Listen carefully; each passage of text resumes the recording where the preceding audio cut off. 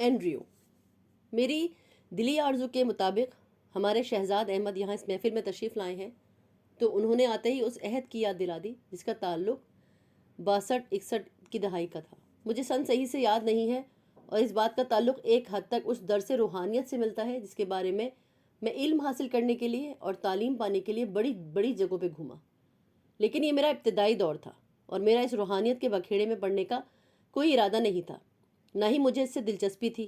شام کے وقت بچوں کے ساتھ کھانا کھا رہا تھا کہ ہمارے دروازے پر دستک ہوئی، تو میں گیا، جا کے دروازہ کھولا تو وہاں ایک بڑا دبلا سا نوجوان، داڑھی، سنہری بال، انگریزی مزاج، گھسی ہوئی جینس پہنے ہوئے اور آدھی آستین کی قمیض پہنے دیوار سے ٹیک لگا کر چوکھٹ سے کھڑا تھا۔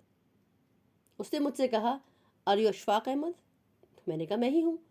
تو وہ کچھ دیر چپ رہا، پھر میرے چہرے کو دیکھتا رہا، پھر اس نے کہا مجھے آپ سے کچھ معلومات حاصل کرنی ہے، روحانیت کے بارے میں، اسپریچولزم کے بارے میں کچھ جاننا چاہتا ہوں۔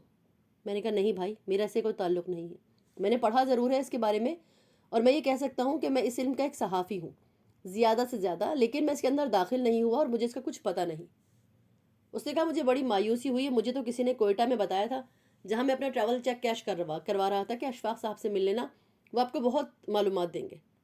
تو میں نے کہا بھائی میں اس کے بارے میں کچھ زیادہ نہیں جانتا، لیکن تم ٹھہرے کہاں ہو؟ اس نے کہا میں ریلوے اسٹیشن لاہور میں ہوں، وہیں رہتا ہوں، مجھے آئے ہوئے 3 دن ہو گئے، اس سے پہلے میں ہندوستان تھا، بنارس میں 1 سال رہا، پھر وہاں سے کھٹمنڈو چلا گیا، کھٹمنڈو میں میں نے تانترک ودیا کا علم حاصل کیا، 10-11 مہینے تک وہاں رہا۔ تانترک کا علم سیکھنے کے بعد بھی میری کوئی تشفی نہیں ہوئی، تو پھر میں یہاں آ گیا لاہور، تو کسی نے بتایا کہ لاہور بھی روحانیت کا گڑھ ہے۔ میں نے کہا بھائی یہ تو مدینہ الاولیاء ہے، لیکن اس کے بارے میں کچھ زیادہ جانتا نہیں ہوں، سچی بات یہ ہے کہ میں جانتا ہی نہیں ہوں۔ وہ مایوس ہوا، اب چہرہ ایک شہزادے کا سا اس کا۔ آپ آسانی ہوگی جاننے میں، جس سے میں آپ کو بتاؤں کہ ڈی ایچ لارنس سے ملتا جلتا چہرہ تھا، اتنا ہی دبلا، ویسی ہی شکل، ویسی آنکھ ناک، اس کا کھڑے ہونے کا انداز، گردن تنی ہوئی۔ جب میں واپس آیا تو میری بیوی نے پوچھا کون تھا؟ میں نے کہا باہر کا کوئی آدمی تھا، غیر ملکی، یہ پوچھتا تھا۔ تو اس نے کہا ہمارے پاس کیوں آ گیا؟ میں نے کہا مجھے بڑا تجسس ہے ہمارے پاس کیوں آیا۔ خیر شام میں لیٹا تو مجھے خیال آیا پتہ نہیں کہاں رہتا ہوگا، اس کو دقت تو ہوئی ہوگی، کچھ شریف سا آدمی تھا، کچھ جاننا چاہتا تھا۔ اس وقت میں بھی تھا کچھ ایسا، ہپی اس زمانے میں بہت آیا کرتے تھے، اور اس کا انداز بھی کچھ ہپیانہ سا تھا، تو وہ یوں میرے ذہن پر ساری چرغی چلتی رہی۔ اگلے دن میں 10-11 بجے ریلوے اسٹیشن پہ گیا تو وہ 3rd کلاس کے نلکے کے پاس اپنی کتاب کھولے دیوار سے ڈھو لگا کر کچھ پڑھ رہا تھا۔ میں اس سے ملا، میں نے کہا میں معافی چاہتا ہوں کل آپ کے ساتھ ٹھیک سے بات نہیں ہو سکی، آپ کا نام کیا ہے؟ اس نے کہا میرا نام اینڈریو ہے۔ میں نے کہا تم یہاں کہاں رہتے ہو؟ کہنے لگا میں یہی رہتا ہوں۔ میں نے کہا یہاں تمہیں دقت ہوگی؟ اس نے کہا نہیں، میں عام سا آدمی ہوں، ایسی کوئی دقت کی بات نہیں ہے، کوئی مشکل نہیں ہے، یہ بہت اچھا ہے، مجھے پانی ملتا ہے پینے کو، کھانے کو ایک آدھا سموسہ کھا لیتا ہوں۔ میں نے کہا تم ایسا کرو میرے ساتھ گھر چلو، وہاں تھوڑی سی تمہیں آسائش ہوگی، کیونکہ میری طبیعت پہ بڑا بوجھ پڑا ہے۔ اس نے کہا ٹھیک ہے میں حاضر ہوں۔ اب جب چلنے لگا تو اس کے پاس کچھ تھا ہی نہیں۔ میں نے کہا اپنا تھیلا تو اٹھا لو۔ کہنے لگا کون سا تھیلا؟ میرے پاس تو کچھ نہیں ہے۔ میں اسے اپنے ساتھ گھر لے آیا۔ میری بیوی بولی یہ کیا چیز پکڑ کے لے آیا تم؟ کیونکہ جب وہ گھر آیا تو اس کے بدن سے کچھ عجیب سی بدبو بھی تھی، ہپیوں سے جو ایک خاص قسم کی بدبو آیا کرتی ہے۔ دوسرے جب وہ بیٹھ گیا تو اس نے مجھ سے کہا میں سگریٹ پی سکتا ہوں؟ میں نے کہا پی لو۔ جب اس نے سگریٹ پیا تو میری بیوی نے بولا یہ کیسا سگریٹ ہے، اس میں تو عجیب قسم کی بدبو ہے۔ تو میں نے کہا یہ ایسے ہی ہوتا ہے، اب اجازت دے دی۔ کہنے لگی کوئی بات نہیں، دے دے اجازت۔ تو میں نے پوچھا اپنی بیگم سے کہ آپ کیا کہتی ہیں؟ تو وہ پوچھنے لگی آپ اسے کیا کہیں گے، کیا بتائیں گے، کیا کریں گے؟ ایسا کریں ہمارا ایک کمرہ بڑا اچھا سا خالی پڑا ہے، اس میں اس کو رکھ دیں کہ اس میں رہ لے گا، پڑھا لکھا آدمی ہے۔ تو میری بیوی کی مشورے سے میں نے اس کو وہاں پہ رہنے کے لیے کہہ دیا۔ میری بیوی نے پوچھا کتنے دن کے لیے رہے گا؟ میں نے کہا یہ تو مجھے پتہ نہیں کتنے دن کے لیے۔ وہ صبح جب اٹھا تو اس نے کہا کہ اشفاق صاحب I am not a real poet, I am a sort of poet, میں شاعر تو نہیں ہوں لیکن میں نے ایک نظم لکھی ہے رات میں، تو کیا میں سنا سکتا ہوں؟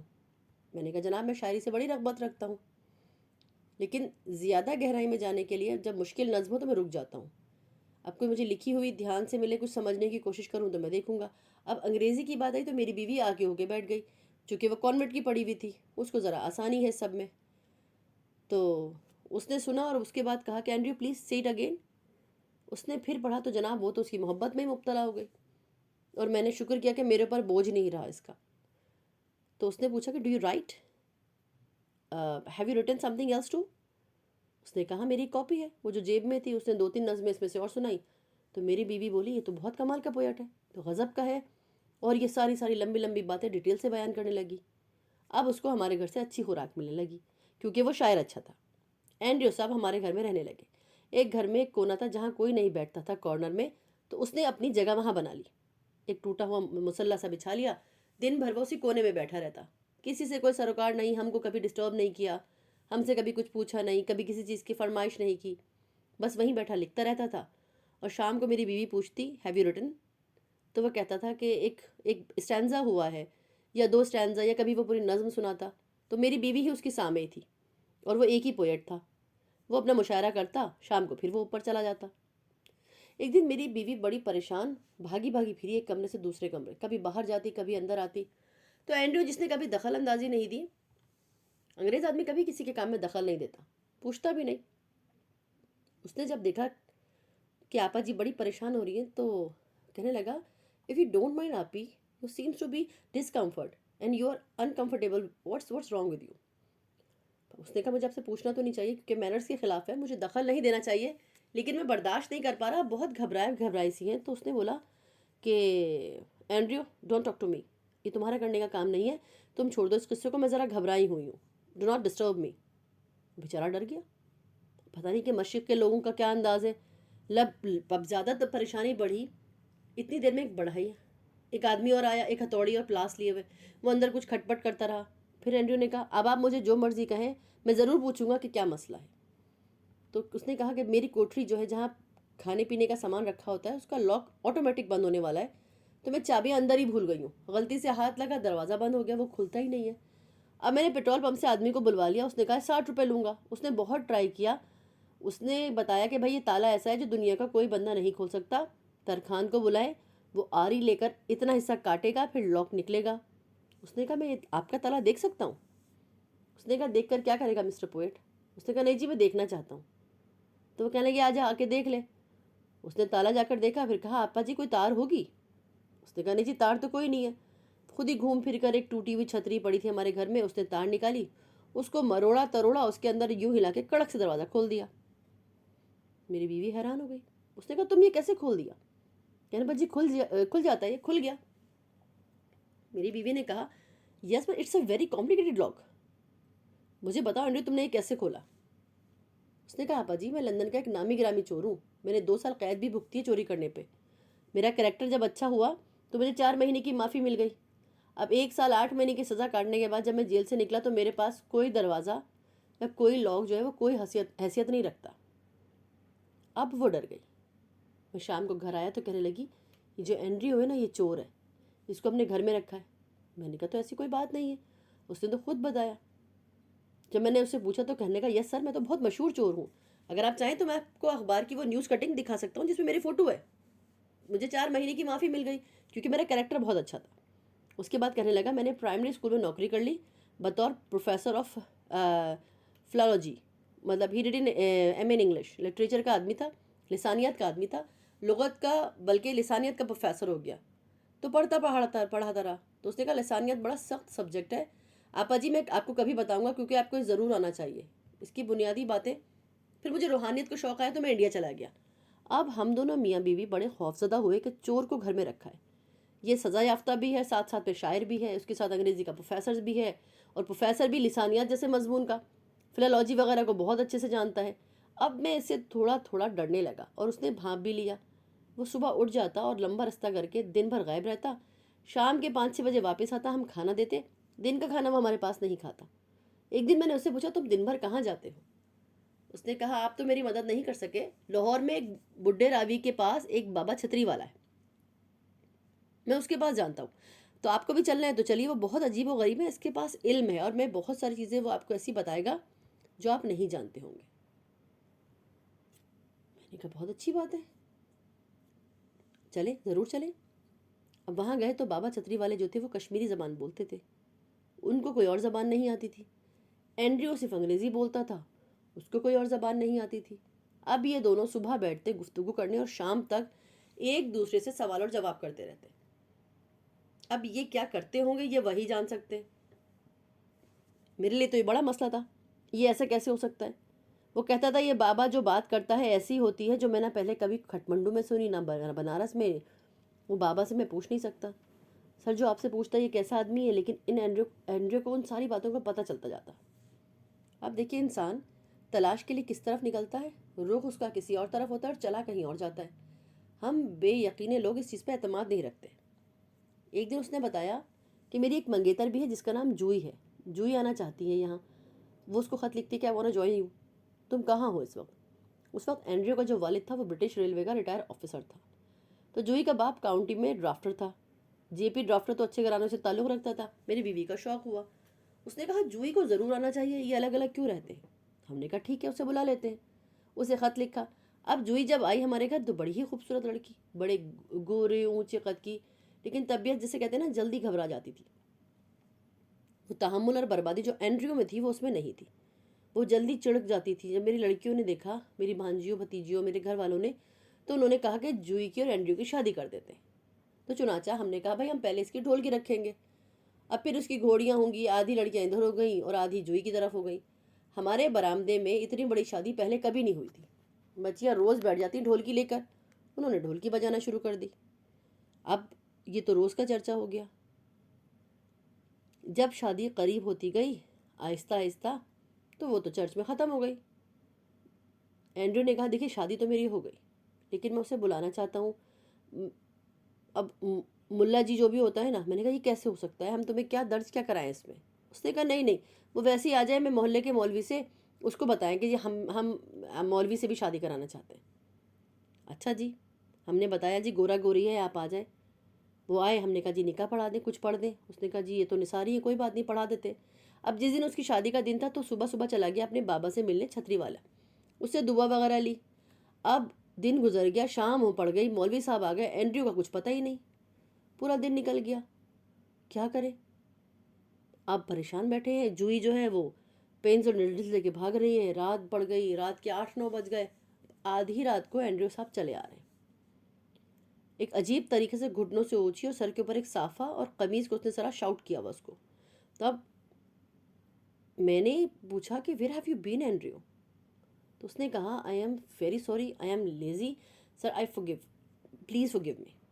میں نے کہا ٹھیک ہے، لیکن یہ ساری لڑکیاں بیٹھی تھیں، شادی کا اہتمام ہو رہا تھا وغیرہ وغیرہ۔ تو اس نے بولا کہ مجھے بڑا ضروری کام تھا، مجھے مل نہیں رہا تھا، مجھے سرٹیفکیٹ لینا تھا۔ تو میں نے کہا کون سا سرٹیفکیٹ؟ کہنے لگا جی میں آج مسلمان ہو گیا ہوں اور مجھے سرٹیفکیٹ لینا تھا۔ میں نے کہا کہاں سے لینا تھا سرٹیفکیٹ؟ اس نے کہا شاہی مسجد میں مولانا صاحب سے، انہوں نے مجھے دے دیا تو میں لے آیا ہوں، تو میں نے اپنا نام سلمان رکھا ہے۔ تو میں نے بولا بھائی تجھے مسلمان ہونا تھا تو پہلے ہی بتاتا، اور یہ کیسا نام رکھا ہے سلمان؟ اب سلیمان بھی کوئی نام ہے، اتنے اچھے اچھے نام ہوتے ہیں، ڈراموں میں دیکھ لیتا۔ بولے ہاں بس میں نے جو ہے حضرت سلمان کی نقل میں رکھ لیا۔ اب لڑکیاں ڈھولک بجا رہی ہیں، شور مچا دیا، سلمان بھائی زندہ باد، سلمان بھائی زندہ باد۔ اب جو ہی کہیں گی واٹ ہیز ہیپنڈ؟ اب میں چپ، میری بیوی بھی چپ۔ میری ایک بھانجی تھی وہ کہنے لگی کہ he has embrace Islam, he is Muslim and his name is Salman. جو نے یہ جو پہنے ہوئے تھے خوبصورت کپڑے وہ پھاڑے، چیخیں ماری، زمین پہ لیٹی اور تڑپنے لگی۔ اب ہمیں بڑے پریشانی ہوئی کہ یہ کیا ہو گیا۔ اس نے کہا I will kill you, take it away from my side, اس کو لے جاؤ۔ تو سلمان نے اسے بولا کہ تم بات تو سمجھو، یہ میرا رائٹ چوائس تھا۔ تو اس نے بولا لک ڈونٹ ٹاک ٹو می، مسلم سب ظالم ہوتے ہیں، دہشت گرد ہوتے ہیں، تم کچھ بھی ہو جاتے، مسلمان نہیں ہوتے۔ تمہیں پتہ نہیں ہے کہ دنیا کتنی خوکار کتنی ظالم قوم ہے یہ۔ اس نے بولا کہ look I know we are not such peoples. اب وہ اس کو بتا رہے کہ دین میں کیا ہے، اسلام میں کیا ہے، دین میں کوئی جبر نہیں ہے، میں تمہیں کبھی نہیں کہوں گا تم دین چپ چپ اپنا چینج کرو، مجھے اس کا حکم ہے، وہ اس کو سمجھا رہا ہے بار بار بار بار۔ اب وہ ایک اور چیز سا ہو گیا، اب جوئی کو ہم نے بھی سمجھایا، اب ملا جی بیٹھے ہوئے آ کے، لڑکیوں کی ڈھولک بند ہو گئی، رونا پیٹنا پڑ گیا۔ اس نے بولا آئی کوئٹ، میں نہیں کروں گی۔ چنانچہ ہم نے کہا اس کی مرضی، نہ کرتی تو نہ کرتی۔ تو کہنے لگی آپا جی کچھ بھی کرے، مسٹر سلمان جو پہلے اینڈریو تھا، اگر وہ واپس اینڈریو بن جاتا ہے تو یہ شادی ہو سکتی ہے، ورنہ نہیں ہوتی۔ اور اینڈریو نے بولا جی لکم دینکم ولی دین، کہ جی شادی زبردستی تو میں نے کرنی نہیں ہے۔ اب میں نے بتایا کہ جی اس نے پاجامہ پہنا ہوا تھا، اپنے صافے باندھے ہوئے تھے، وہ چھوڑ کے ویسے ہی واپس چلی گئی۔ اس نے کہا جی کوئی بات نہیں، ایسا ہو ہی جاتا ہے۔ ہم زبردستی کرنے والے بندے ہیں ہی نہیں، لیکن میں اس کو منا لوں گا، چاہے کوئی شامل ہو نہ ہو، آپ میری مدد کریں گے۔ میں نے آپ سے آج تک کبھی کچھ نہیں مانگا۔ میں نے ایک دن اسٹور کھولا تو آپا جی کے ساتھ چاول نکالنے کے لیے، وہاں اسٹور میں ایک ڈبہ تھا ٹین کا، اس میں ایک بڑی قیمتی سی چیز پڑی ہے، کیا مجھے دے سکتے ہیں؟ میں ڈر گیا، پتہ نہیں کیا مانگ رہا ہے۔ میں نے کہا کیا چاہیے؟ تو اس نے بولا کہ وہ ریئل کرڈ شوگر جو پڑا ہوا ہے آپ کا، مجھے وہ دے دیجیے گا۔ ہمارا 5-6 سال کا کروڈ تھا، گڑ پڑا تھا۔ اس نے بولا یہ تم کیا مشکل ہے، لے لو، ہم تو سفید شوگر کھاتے ہیں، یہ تو ہم بھینس وغیرہ کو دیتے ہیں، پھینکنے کی جگہ نہیں تھی۔ تو اس نے بولا کیا کرو گے تم اس کا؟ اس نے بولا یہ ڈونٹ نو سر، اس میں کیلشیم ہوتا ہے اور آئرن بہت الگ طرح کا، اس میں فاسفیٹ بھی ہوتا ہے، یہ سب چیزیں ہیں، بڑی نعمت ہے، میں سے کیک بناؤں گا۔ میں نے کہا جو ہی چلی گئی، شادی تمہاری ہوئی نہیں، کیک بنا کے کیا کرو گے؟ اس نے کہا جی کچھ نہیں۔ وہ گندا واہیات گڑ لے کر اس نے آٹا گھول کر اتنا اعلیٰ درجے کا کیک بنایا، ہم تو نہ کھا سکے، لیکن وہ کاٹ کاٹ کر چھری سے کھاتا رہا۔ ہمارے گھر والوں کو بھی ایک ایک دیا۔ میری بیوی نے بولا اس کی شادی کا ہے، لے لو۔ اب ہم نے بھی تھوڑا تھوڑا کھایا۔ اس نے کہا میں اپنی ماں کو فون کرنا چاہتا ہوں۔ میں نے کہا ضرور کرو۔ اس نے UK برطانیہ اپنی ماں کو فون کیا کہ یہاں پر مقامی لوگوں نے میری شادی سیلیبریٹ کی ہے ماما۔ بجائے کہ وہ اس سے یہ پوچھتی کہ یہ کون لوگ ہیں، کدھر ہیں، اس نے پوچھا ہاؤ واز اے کیک۔ بس ایک ہی بات، ماما 5 پاؤنڈ اور 10 پاؤنڈ اس میں یہ تھا، اور اس نے گڑ کی کیفیت بتائی، اس میں کیلشیم فلانا آئرن اور 18 قسم کی خوبیاں گنوائی۔ پھر اس نے کہا میں تمہیں کل ایک کٹنگ لے کر پارسل کر کے کیک بھیجوں گا۔ مطلب کیک شادی کا بڑی ہی عجیب چیز ہوتی ہے۔ اور پھر اچانک ایک دن وہ ہم کو چھوڑ کر چلا گیا۔ مجھے کوئی 1 مہینے بعد اس کا خط آیا کہ میں بدین میں رہتا ہوں، سوات میں ایک جگہ ہے اور یہاں دریا بہہ رہا ہے، اور اللہ نے اگر کوئی جنت زمین پر اتاری ہے تو وہ سوات ہے، اور میں یہاں بہت ہی خوش ہوں، یہاں پر ہوں، مجھ پر اللہ کا بڑا فضل ہے، میں نے جگہ خرید لی ہے، میرے پاس 13 کنال زمین ہے۔ میں نے کہا وہ تم نے کیسے لی؟ اس نے کہا یہاں جن لوگوں کی یہ زمین تھی، ایک باپ اور 3 بیٹے، اس میں سبزی اگتی تھی، ایسی سبزی کہ دنیا دیکھے۔ میں حسرت بھری نگاہوں سے اس کو دیکھتا تھا پہاڑ سے، تو وہ مجھ سے پوچھنے لگے تم کیا دیکھتے ہو؟ میں نے کہا یہ کس قدر خوبصورت زمین ہے۔ تو انہوں نے کہا لعنت ہے، یہ بھی کوئی زمین ہے، یہ کوئی جگہ ہے، یہ کوئی ملک ہے، دفعہ دور۔ میرا ان سے جھگڑا ہوا۔ میں نے کہا تم مجھے زمین دے دو۔ تو انہوں نے کہا تم زمین لے لو اور ہم چاروں کو لندن کا ویزا لگوا دو۔ میں نے کہا منظور ہے۔ میں نے اپنے باپ کو خط لکھا، اس نے مجھ کو 4 ویزے بھیج دیے، انہوں نے کچہری جا کر زمین میرے نام کر دی۔ تو میں نے کہا اگر جنت ہے تو بھائی سوات میں ہے۔ تو وہ کہتے تھے کہ اگر جنت ہے تو انگلستان میں، ہمیں کیا اچھی چیز مل گئی۔ میں کہتا تھا جنت جو ہے وہ سوات کے اندر ہے، پاکستان کے اندر، مجھے کیا اچھی چیز مل گئی۔ تو کہنے لگا اشفاق صاحب میری سمجھ میں نہیں آیا کہ وہ لوگ جنت کیوں چھوڑ کے گئے۔ وہ جو پٹھان تھے وہ کہتے تھے کہ یہ بیوقوف کا بچہ انگلستان کی جنت چھوڑ کے یہاں کیوں آ گیا۔ تو یہ انڈریو کی کہانی ہے۔ وقت کی کمی کی وجہ سے مجھے بند کرنی پڑ رہی ہے، پھر کسی محفل میں آیا تو بیان کروں گا۔ تو یہ فیصلہ انسان کے لیے بڑا مشکل ہے کہ اس کی جنت ارضی کہاں پر ہے۔ خواتین و حضرات، آپ کا بہت بہت شکریہ، بڑی مہربانی۔ اللہ آپ کو آسانیاں عطا فرمائے اور آسانیاں تقسیم کرنے کا شرف عطا فرمائے۔